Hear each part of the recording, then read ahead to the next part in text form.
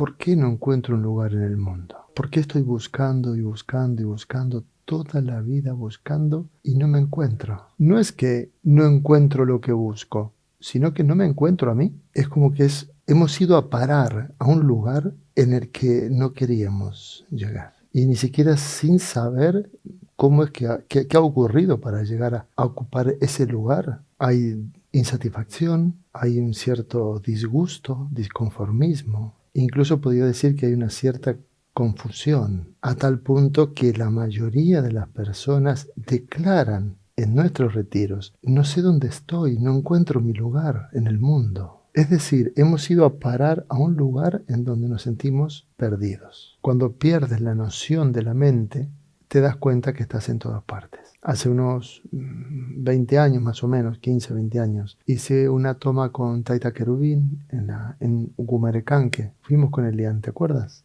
3 días, 3 tomas, en medio de la selva. Hace ya, 15, 20 años que estamos viajando a la selva para tomar ayahuasca allí con chamanes indígenas. Y yo estaba al lado del Taita Querubín en una hamaca, acostado. En el medio de la noche, totalmente chumado los dos, habíamos tomado una ayahuasca tremenda. El Taita se sentó en la hamaca y me dijo: Alberto, no sé dónde estoy. Me voy a ir a buscarme, a ver si me encuentro. Se bajó de la hamaca, salió de la maloca a recorrer. Al rato volvió el Taita y me dice: vea, he recorrido todo el lugar y no me encuentro por ninguna parte. No sé dónde estoy. Yo le dije: Taita, le aseguro que usted está aquí, yo lo estoy viendo.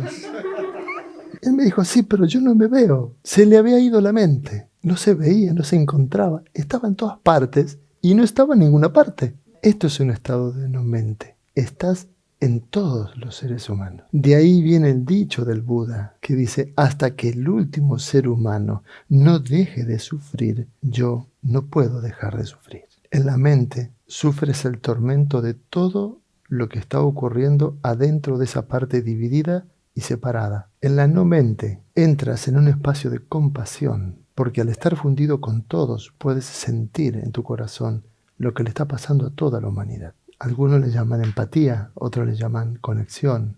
Cuando un bebé nace está conectado con el origen. Cuando crea esa mente está totalmente desconectado. Nuestro inconsciente, según el desarrollo teórico que ha hecho Carl Jung, que hay una parte muy profunda del inconsciente que se llama inconsciente universal y está a nivel subatómico, o sea, más allá del átomo. Toda la información de dónde vienes desde que empezó el Big Bang o de la manera que empezó todo esto.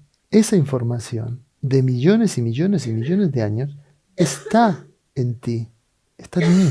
Hay otra parte del inconsciente menos profunda que se llama inconsciente colectivo, en donde está toda la información de todo lo que le ha pasado a la especie humana en su desarrollo evolutivo. Y hay otra parte que se llama el inconsciente individual. Allí está toda la información de todo lo que te ha ocurrido desde el mismo momento que has sido concebido. Esa es tu información particular. Y dentro de ese inconsciente individual hay una parte que está conectada con lo divino, con el origen. A eso le llamamos ser, esencia. Lo que eres más allá del cuerpo, más allá de las apariencias y más allá de todas las ideas que puedas tener acerca de ti. Pero hay otra parte en ese inconsciente que tiene que ver con todo lo que hemos reprimido, negado, oprimido, es decir, con todas nuestras heridas y con todos nuestros traumas. Esa es la basura del inconsciente. Y con la basura del inconsciente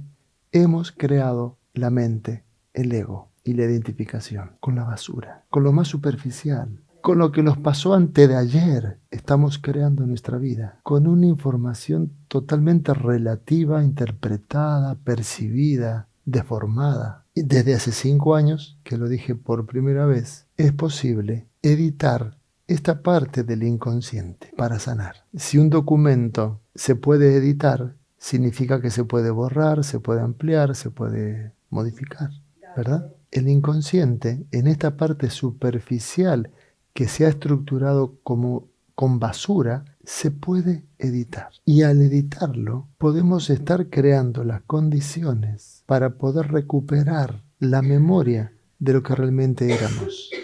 antes de convertirnos en una basura.